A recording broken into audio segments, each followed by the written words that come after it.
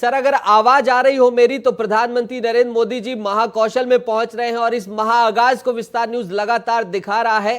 पहली प्रतिक्रिया आपकी चाहूंगा, प्रधानमंत्री नरेंद्र मोदी महाकौशल से ही शुरुआत क्यों कर रहे हैं? जनता जानना चाहती है, समझना चाहती है, तो जरा सा समीकरण बता दीजिए। प्रधानमंत्री नरेंद्र मोदी ने अपने चुनाव कैंपेन का आगाज जो कर रहे हैं तो वो महाकौशल से शुरू किया। उन्होंने महाकौशल में चूंकि पहले फेज का इलेक्शन की जो 6 सीटें हैं वो मध्य प्रदेश के इसी इलाके में है, जबलपुर, मंडला, शहडोल, बालाघाट, सीधी और छिंदवाड़ा, ये 6 सीटें हैं। और 6 सीटों को साधने के लिए प्रधानमंत्री अभी शाम को जबलपुर आ रहे हैं। और जबलपुर वो इलाका है कि इस पूरे इलाके का, इन तमाम जो 6 सीटें हैं, इनका सबसे बड़ा शहर यदि कुछ है, वो जो जगह है वो जबलपुर है।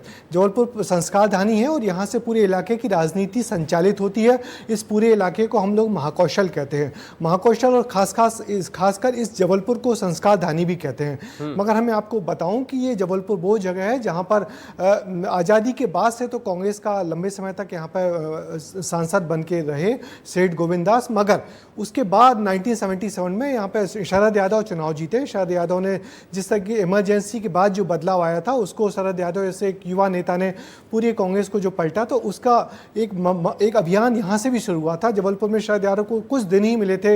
यहाँ के छात्र नेता थे, वो जेल में बंदे थे, मगर जेल से रहकर उन्होंने चुनाव लड़ा, चुनाव जीता और उसके बाद से जनता पार्टी की सरकार बनी थी। उसके बाद फिर यहाँ पर बाबूराव परांजपे थे, वो भी 4 बार के यहाँ पे सांसद रहे, आरएसएस के बड़े नेता थे।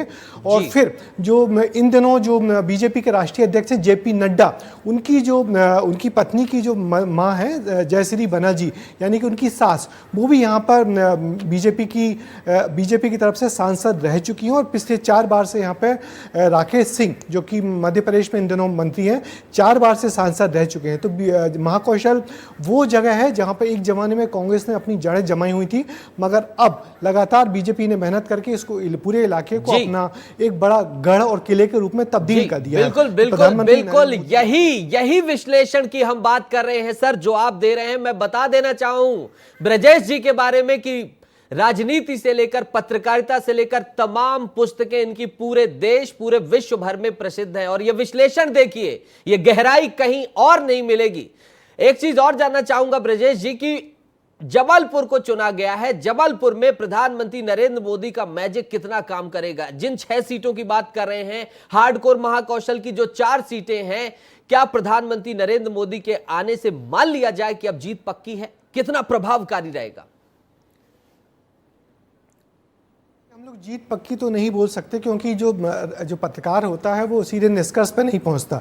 मगर जो हम लोग जो पत्रकार हैं वो इतिहास या पुरानी बातों को ध्यान में रख के फिर आगे बढ़ते हैं। तो पुराने तथ्य यही कहते हैं कि इन 6 सीटों में जो सिर्फ एक सीट ऐसी है छिंदवाड़ा की, जिस पर अभी कांग्रेस का कब्जा है। बाकी पिछले चुनाव में कांग्रेस ने यहाँ पे पूरे प्रदेश में 29 में से 28 सीटें जीती हुई थी। तो एक सीट अभी भी जो बीजेपी के कलेजे में जो फांस बन के गड़ी हुई है वो है छिंदवाड़ा की सीट। तो छिंदवाड़ा की सीट इसी महाकौशल इलाके की है। छिंदवाड़ा में पहले चरण में मतदान होना है। उस मतदान के लिए मतदान में पूरे जोर लगा दिया है बीजेपी ने कि किसी तरह उस सीट को जीता जाए।